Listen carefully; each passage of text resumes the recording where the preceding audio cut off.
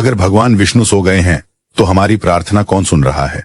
क्या आपने कभी सोचा, जब देवशयनी एकादशी आती है और कहा जाता है कि भगवान क्षीरसागर में 4 महीने के लिए विश्राम करने चले जाते हैं, तब हमारी हर दिन की पूजा, प्रार्थना, मंत्र, व्रत, ये सब किसके लिए होते हैं? आज हम जानेंगे इसका उत्तर, जो सिर्फ एक जानकारी नहीं, एक आध्यात्मिक अनुभूति है। अगर ऐसे गूढ़ सनातन रहस्यों को आप दिल से सुनना और समझना चाहते हैं तो हमारे चैनल यूएस्ट्रो स्पिरिचुअल जर्नी को अभी सब्सक्राइब करें और वीडियो को लाइक करके किसी एक भक्त आत्मा से जरूर शेयर करें। सबसे पहले समझते हैं योग निद्रा का रहस्य। भगवान विष्णु की निद्रा हमारी जैसी नहीं होती। वो सोते नहीं, वो योग निद्रा में जाते हैं। योग निद्रा एक दिव्य स्थिति है जिसमें शरीर शांत होता है लेकिन चेतना पूर्णतः जागृत रहती है। इस अवस्था में भगवान सृष्टि को साक्षी भाव से देखते हैं, क्योंकि वो जानते हैं हर आत्मा को अपने कर्मों के फल से ही सीखना होता है। अगर आपने भी कभी महसूस किया है कि भगवान आपकी सुन नहीं रहे, तो इस दिव्य रहस्य को जानना आपके जीवन की दिशा बदल सकता है। इसलिए वीडियो को अंत तक जरूर देखें।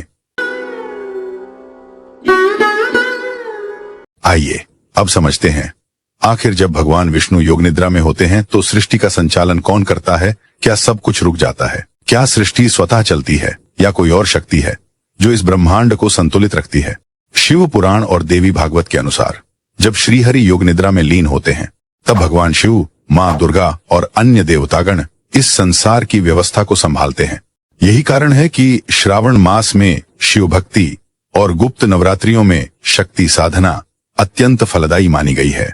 अब जरा सोचिए, जब भगवान विष्णु योग निद्रा में होते हैं तो फिर ये पूरी सृष्टि आखिर चलती कैसे है? अगर आप भी शिव और शक्ति के इस डिवाइन सिस्टम को गहराई से समझना चाहते हैं और ऐसे ही और भी रहस्यों को जानने के इच्छुक हैं, तो अभी चैनल को सब्सक्राइब जरूर करें, क्योंकि अगली वीडियो में हम खोलेंगे वो सच जो आपको भीतर तक हिला देगा, शिव और शक्ति की वो अदृश्य व्यवस्था जो इस पूरी सृष्टि को चलाती है।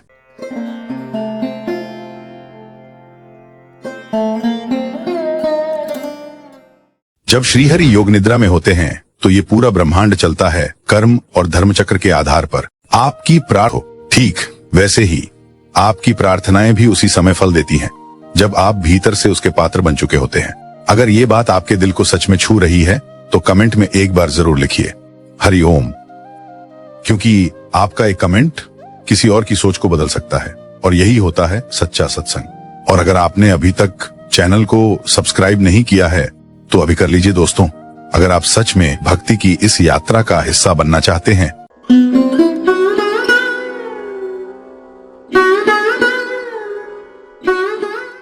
अब सुनिए एक ऐसी सच्ची कथा जो सिद्ध करती है कि ईश्वर निद्रा में हो या नहीं, सच्चे भक्त की पुकार कभी अनसुनी नहीं होती। ये कथा है गजेंद्र मोक्ष की। गजेंद्र एक विशाल हाथी था, लेकिन वह केवल एक पशु नहीं था।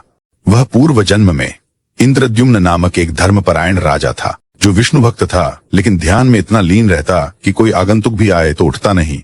एक बार जब वह गहरे ध्यान में था, तभी वहां ऋषि अगस्त्य आए। लेकिन जब ऋषि अगस्त्य वहां पहुंचे और देखा कि राजा ध्यान में लीन है और उनका स्वागत नहीं हुआ, तो ऋषि अगस्त्य को ये बात बहुत बुरी लग गई। उन्हें लगा राजा ने उनका अपमान किया है। वो गुस्से में भर उठे और बोले, तू शरीर से तो राजा है, लेकिन तेरे कर्म जानवरों जैसे हैं, इसलिए अब मैं तुझे श्राप देता हूं, अगले जन्म में तू हाथी बनेगा। राजा ने विनम्रता से क्षमा मांगी और कहा, हे ऋषिवर, मैं दोषी हूं, लेकिन कृपा कर इतना वरदान दीजिए कि जब संकट में हूं तब मेरी पुकार पर स्वयं भगवान प्रकट हों। ऋषि ने सहर्ष वरदान दिया, तथास्तु। और वही राजा इंद्रद्युम्न अगले जन्म में गजेंद्र के रूप में जन्मा। एक दिन वह अपने झुंड के साथ एक शांत झील में जल क्रीड़ा कर रहा था। तभी एक मगरमच्छ ने उसका पैर पकड़ लिया। गजेंद्र ने पूरी ताकत लगा दी, लेकिन वह छूट न सका। घंटों फिर दिनों तक संघर्ष चलता रहा, लेकिन जब वह थक गया, जब उसकी सारी शक्ति समाप्त हो गई, तब उसका मन ईश्वर की ओर गया। उसने एक कमल का पुष्प जल से निकाला और करुण भाव से पुकारा, नारायण मेरी रक्षा कीजिए। और तभी भगवान विष्णु, जो योग निद्रा में थे, तुरंत गरुड़ पर सवार होकर प्रकट हो गए। उन्होंने सुदर्शन चक्र चलाया और मगर को तत्काल मार दिया, गजेंद्र को मुक्त किया और कहा, मैं तुरंत आ गया, क्योंकि सच्चा प्रेम मुझे योग निद्रा से भी जगा देता है। और यही है सनातन सत्य। ईश्वर को जगाने की जरूरत नहीं पड़ती, सच्ची पुकार उन्हें स्वयं जगा देती है। और यह सिर्फ गजेंद्र की कथा नहीं है, यह हम सबकी कथा है। जब जीवन के संघर्ष में हमारी शक्ति चूक जाती है, तब सिर्फ एक पुकार नारायण सारे ताले खोल देती है। अब आप सोच रहे होंगे, क्या भगवान हमारी प्रार्थना सुनते हैं या बस हम बोलते जाते हैं और वो चुप रहते हैं? क्या उन्हें फर्क पड़ता है कि हम रोज पूजा करते हैं या नहीं, हम कितने सुंदर शब्द बोलते हैं या कितनी बड़ी आरती करते हैं? भगवान को हमारे शब्द चाहिए या वो सिर्फ भाव देखते हैं? क्या नियमों से बंधी पूजा ज्यादा प्रिय है या वो भक्ति जो दिल से निकलती है? आज की ये कहानी आपके इन सवालों का जवाब बन सकती है। ये कहानी जो हमें बताती है कि ईश्वर सिर्फ शब्द नहीं सुनते, वे भाव सुनते हैं। एक बार वृंदावन में रुक्मिणी जी ने भगवान श्री कृष्ण से एक सरल सा लेकिन गहरा प्रश्न पूछा। वो बोली, नाथ, सब कहते हैं कि राधा जी की भक्ति आपको मुझसे अधिक प्रिय है, क्यों? क्या मेरी सेवा में कोई कमी है?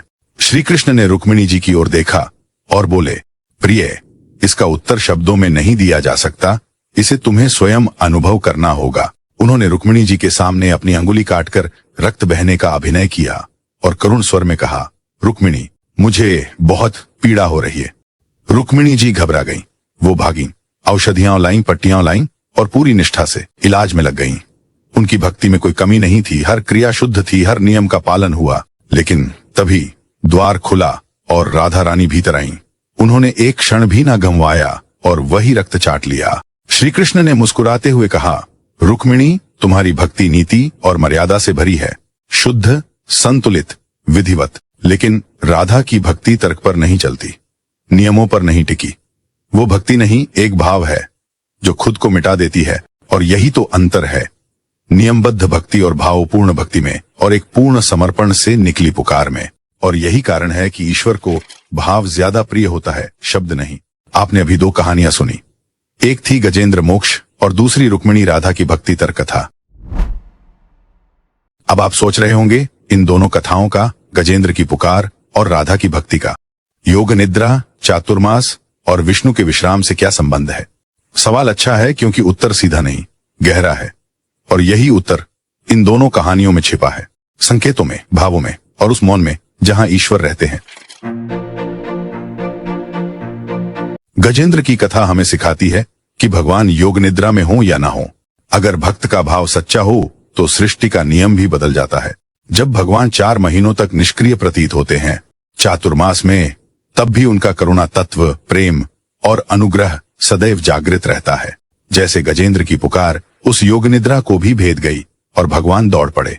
यही चातुर्मास का संदेश है। ईश्वर बाहर से मौन हो सकते हैं, पर भीतर से वो सदा कार्यशील रहते हैं। चातुर्मास केवल व्रत और तपस्या का समय नहीं है, यह भाव की परीक्षा का भी समय है। रुक्मिणी जी की भक्ति नियम से थी, पर राधा की भक्ति नियमों से परे केवल प्रेम से भरी थी। जब हम सोचते हैं कि भगवान सो रहे हैं, तब असल में वे देख रहे होते हैं कि हमारी भक्ति नियमों से बंधी है या भाव से बहती है। इसलिए इस कथा को चुना गया, क्योंकि चातुर्मास में की गई साधना में अगर भाव नहीं तो वह मात्र प्रक्रिया रह जाती है, पर यदि भाव है तो वह ईश्वर तक सीधे पहुंचती है। इन दोनों कथाओं ने आज यही सिद्ध किया। ईश्वर का मौन भक्त की परीक्षा है, और भक्त कुछ ऐसा महसूस हुआ हो जिसे शब्दों में कहना मुश्किल है, तो इसे वहां जरूर भेजिए जहां लोग पूजा तो करते हैं लेकिन अभी भी भाव से नहीं जुड़े हैं, क्योंकि हो सकता है अब उनके भीतर भी भाव जगाने का समय आ गया हो। वो हमारे शब्द नहीं सुनते, वो सिर्फ सच्चे भाव सुनते हैं। अगर भाव सच हैं, तो ईश्वर मौन नहीं रहते। इसीलिए इस कथा को चुना गया, क्योंकि चातुर्मास में की गई साधना में अगर भाव नहीं तो वह मात्र प्रक्रिया रह जाती है, पर यदि भाव है तो वह ईश्वर तक सीधे पहुंचती है।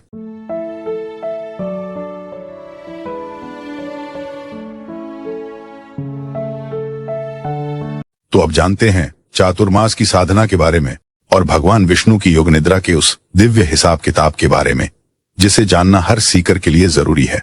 देवशयनी एकादशी के बाद शुरू होता है चातुर्मास। आत्मनिरीक्षण, साधना और संयम का पावन काल। यह वो समय है जब बाहर की दुनिया थोड़ी धीमी हो जाती है और भीतर की दुनिया गहराई से जागती है। यह है अंतरात्मा की यात्रा का मौसम, जहां जब तप, सेवा और ध्यान हर साधना कई गुना ज्यादा फलदायी हो जाती है। जो काम आप साल भर करते हैं उनका असर इस काल में 1000 गुना तेज होता है, क्योंकि ब्रह्मांड की ऊर्जा स्वयं अंतर्मुखी हो जाती है। ये सिर्फ एक जानकारी नहीं, ये है एक ट्रांसफॉर्मेशनल गाइड जो आपको भीतर से बदल सकता है। तो जुड़े रहिए और वीडियो को अंत तक जरूर देखिए, क्योंकि आगे हम बात करेंगे गुरु पूर्णिमा से लेकर श्रावण मास की शिव साधना तक की अद्भुत श्रृंखला की। तो अगली बार जब कोई कहे भगवान सो रहे हैं, तो बस मुस्कुरा देना और कहना, नहीं, वो सो नहीं रहे, वो बस चुप हैं। लेकिन हर भाव, हर अश्रु, हर पुकार वो देख भी रहे हैं और सुन भी रहे हैं। और जब समय आता है वो हमें वो ही देते हैं जिसकी हमें सच में जरूरत होती है, ना कि जो हम मांगते हैं। अगर ये बात आपके हृदय को छू गई हो, अगर आपने भीतर कुछ महसूस किया हो, तो एक बार जय विष्णु भगवान कमेंट में लिखिए और इस दिव्य ऊर्जा को फैलने दीजिए। और हाँ, ऐसी ही भावपूर्ण कहानियों से जुड़ने के लिए वीडियो को लाइक करें, चैनल को सब्सक्राइब करें और हमारे साथ इस युवास्ट्रो स्पिरिचुअल जर्नी में सहभागी बने, क्योंकि यहाँ हम सिर्फ कथा नहीं सुनते, यहाँ हम सनातन को जीते हैं। डिस्क्रिप्शन में दिया गया PDF योग निद्रा का रहस्य केवल 49 रुपए में आपको इस दिव्य ज्ञान को और गहराई से समझने में मदद करेगा। यह सिर्फ एक PDF नहीं, एक साधना है जिसे आप जीवन में उतार सकते हैं। अगर आप हमारे प्रयासों का समर्थन करना चाहें तो नीचे दिए गए UPI के माध्यम से योगदान दें। आपका छोटा सहयोग हमें ऐसी और कहानियां आप तक पहुंचाने की शक्ति देगा। और अगली वीडियो में हम जानेंगे वो रहस्य जो सिर्फ शास्त्रों में दबा हुआ है। गुप्त नवरात्रि में देवी शक्ति की साधना योग निद्रा काल में क्यों बन जाती है सबसे फलदायी। राधे राधे, जय श्री कृष्ण, जय बाबा श्याम, हर हर महादेव।